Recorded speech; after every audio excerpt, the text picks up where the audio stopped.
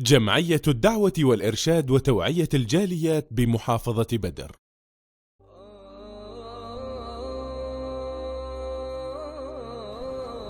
الحمد لله رب العالمين والصلاة والسلام على أشرف الأنبياء والمرسلين أما بعد.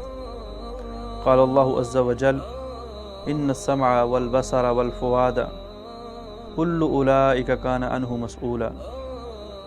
محترم سامعین و ناظرین، اللہ تعالیٰ نے انسان کو بے شمار نعمتوں سے نوازا، اور پھر اللہ رب العالمین نے نوازنے کے بعد فرمایا کہ میں نے ہر نعمت کے بارے میں سوال کرنا ہے، ہر نعمت کے بارے میں پوچھ کرنی ہے، اور ان نعمتوں میں سے ایک بڑی نعمت ہماری آنکھ ہے، آپ کی آنکھ ہے۔ اس کے بارے میں سوال ہونا ہے، اس کے بارے میں پوچھ ہونی ہے، ہم نے اس سے کیا کمایا، ہم نے اس کو کہاں استعمال کیا، اس سے کیا کیا۔ یہ آنکھ بذات خود بول کے اللہ کے سامنے ہمارے بارے میں گواہی دے گی، اور اللہ تعالیٰ نے اس آنکھ کی حفاظت کا بالخصوص ذکر فرمایا ہے اور بالخصوص حکم دیا ہے، اور حکم بھی عورتوں سے پہلے مردوں کو دیا ہے۔ فرمایا قل للمؤمنین یغضوا من ابصارہم، کہ مومنوں کو کہہ دو کہ وہ اپنی نظروں کی حفاظت کریں، اپنی نظروں کو بچا کے رکھیں، اپنی نظروں کو پاکیزہ رکھیں، اپنی شرمگاہوں کی حفاظت کریں۔ ذالک ازکی لہم، یہ ان کے لیے سب سے زیادہ پاکیزہ ہے، سب سے زیادہ مناسب ہے اور سب سے زیادہ بہترین ہے۔ اللہ رب العالمین نے مردوں کو آنکھ کی حفاظت کرنے کا حکم کیوں دیا؟ کیونکہ شہوت مردوں کے اندر زیادہ پائی جاتی ہے۔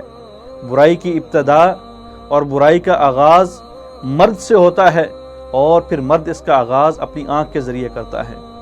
آنکھ سے ابتدا ہوتی ہے، اس کے بعد انسان کا دل وہ گناہ کرنے کو کرتا ہے، اس کے بعد انسان کے حرکت جو ہیں وہ ہاتھ اور پاؤں اور انسان کا باقی جسم حرکت کے اندر آتا ہے۔ اسی لیے آقا علیہ الصلاۃ والسلام نے مرد کو نظر کی حفاظت کرنے کا حکم بھی دیا اور اس کے اوپر عمل بھی کر کے دکھایا۔ حجۃ الوداع کے موقع پہ آپ کے پیچھے فضل بن عباس رضی اللہ تعالیٰ عنہ بیٹھے ہوئے ہیں، ایک دیہاتی عورت آئی، سوال کرنا شروع کر دیا۔ حضرت فضل بن عباس نے جب اس عورت کی طرف دیکھنا شروع کر دیا، کیونکہ وہ عورت دیہاتی تھی، حجاب اور پردے کے قوانین اور حکام سے ناواقف تھی، تو آقا علیہ الصلاۃ والسلام نے اپنے ہاتھ مبارک سے فضل بن عباس کا چہرہ دوسری طرف کر دیا کہ اے فضل بن عباس، اللہ کا بھی حکم ہے نظر کی حفاظت کرنا، اور میرا بھی فعل اور میرا بھی حکم ہے نظر کی حفاظت کرنا، لہذا اپنی نظر کو پھیر لو۔ نظر کی حفاظت کرنا ہے۔ کیوں کرنا ہے؟ کیونکہ یہ برائیوں کی جڑ ہے، یہاں سے برائیاں اخذ ہوتی ہیں، یہاں سے برائیاں پروان چڑھتی ہیں۔ اور آقا علیہ الصلاۃ والسلام نے فرمایا اے نوجوانوں کی جماعت، شادی کر لو، اس لیے کہ جب انسان شادی کرتا ہے تو فرمایا شادی کا سب سے بڑا فائدہ یہ ہے کہ انسان کی نظر پاک ہو جاتی ہے، انسان کی نظر صاف ہو جاتی ہے، انسان کی نظر پاکیزہ ہو جاتی ہے۔